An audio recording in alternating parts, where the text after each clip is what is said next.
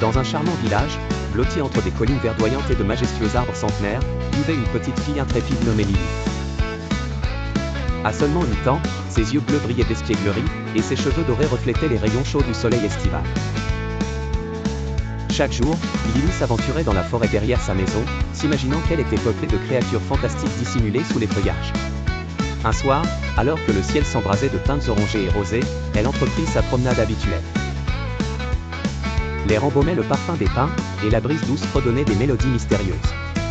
Pourtant, quelque chose, cette nuit-là, semblait différent. Une étrange énergie flottait dans l'air, la forêt semblait vibrer de magie. Tandis qu'elle avançait, une lueur scintillante attira son regard parmi les arbres.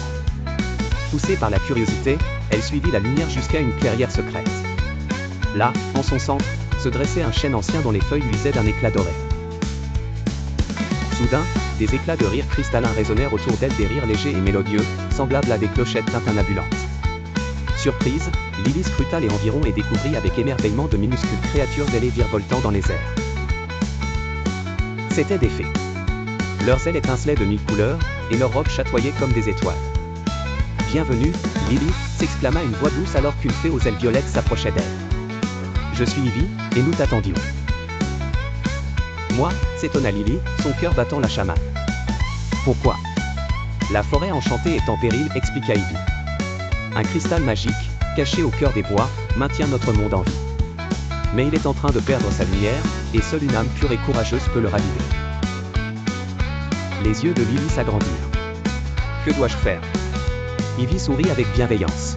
« Pour restaurer son pouvoir, nous avons besoin de 3 artefacts magiques, une plume de phénix, une goutte de rosée d'une fleur de lune, une écaille d'un dragon d'argent. Veux-tu nous aider ?» Sans hésiter, Lily acquiesça. Elle n'était plus une simple exploratrice, elle venait d'embarquer dans une véritable quête héroïque. Guidée par Ivy, elle emprunta un sentier secret connu uniquement des fées.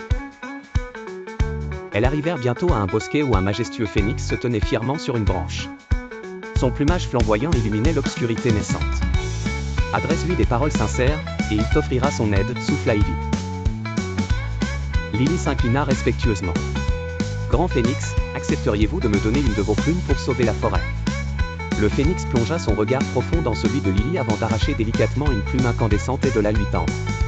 « Que sa lumière éclaire ton chemin » déclara-t-il d'une voix grave et envoûtante. Avec cette précieuse plume en main, Lily et Ivy poursuivirent leur périple. Elles atteignirent ensuite un bassin cristallin, où des fleurs de lune s'épanouissaient sous un ciel étoilé.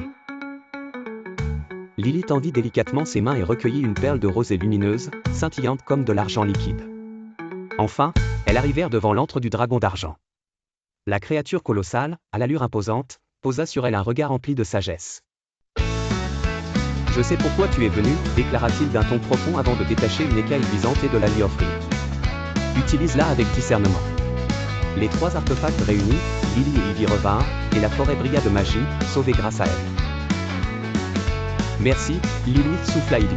« Tu seras toujours la bienvenue ici. » Et tandis que Lily quittait la forêt, elle savait que la magie l'accompagnerait, vivante dans son cœur à jamais.